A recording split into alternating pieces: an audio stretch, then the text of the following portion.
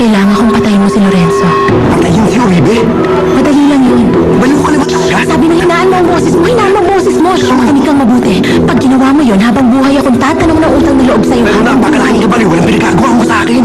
Oo, Moro, alam ko malaking kabaliwan to, pero anong kinalaman nun sa atin? Bakit sabi mo kaya mong gawin lahat, pero hindi naman pala? Kung gano'n sinungaling ka rin pala, gaya ng ibang lalaki dyan. Ay, Moro.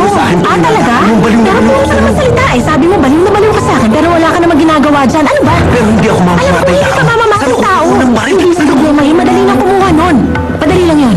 Wala akong maintindihan na kuha mo. Wala talaga. Dati, gusto mo siya. Ngayon lumalabas, gusto mo siyang patayin. Saan ang dahilan?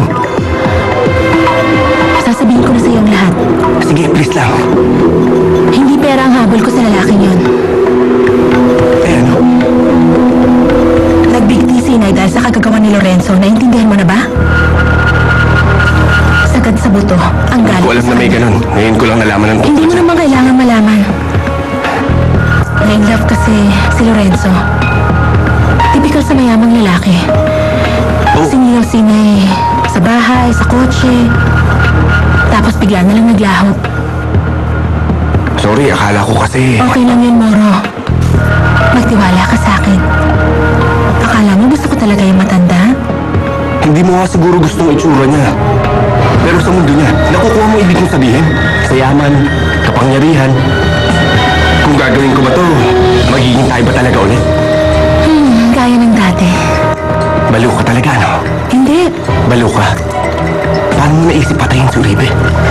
Kaya ko magpakademonita kapag may kumanti sa mga mahal ko. Pero teka lang, kasi hindi ba pwedeng takutin na lang natin siya ng konti? Sandali, takot ka ba? Hindi ako takot. Hindi ako takot. Talaga? Pero ang bigat lang ang pinapagawa Alam mo. ko yun, kaya nga sa'yo ko pinapagawa. Ang lupit mo. Oo, alam ko. Kaya nga gusto mo ko eh. Ewan ko ha, pag-iisipan ko muna. Paplanuhin natin to ng mabuti, Moro. Pag-iisipan ko muna, ewan ko. Huwag ka masyado mag-isip, Moro. May iba pang pwedeng gumawa nito.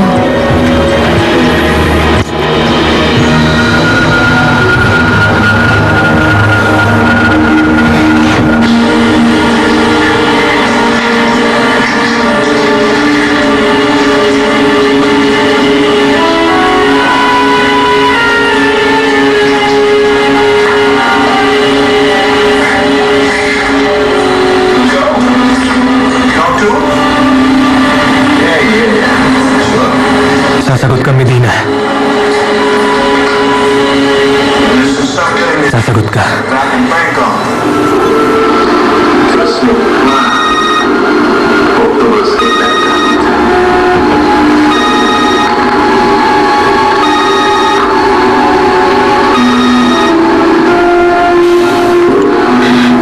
O, bakit?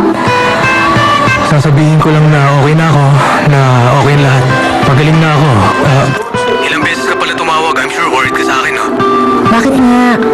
Iniwan mo ako sa kotse sa gitna ng kawalan.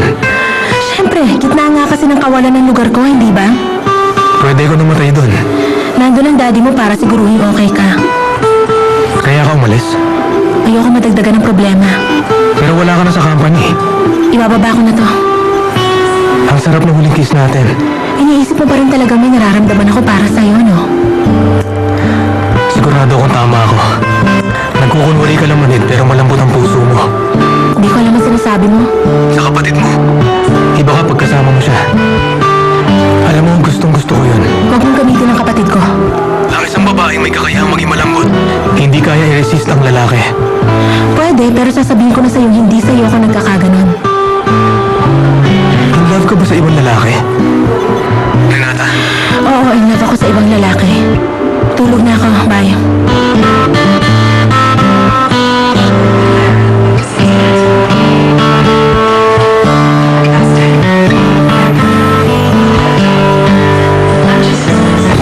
Ikaw ang anak ni Uribe. Ang walang yan yun.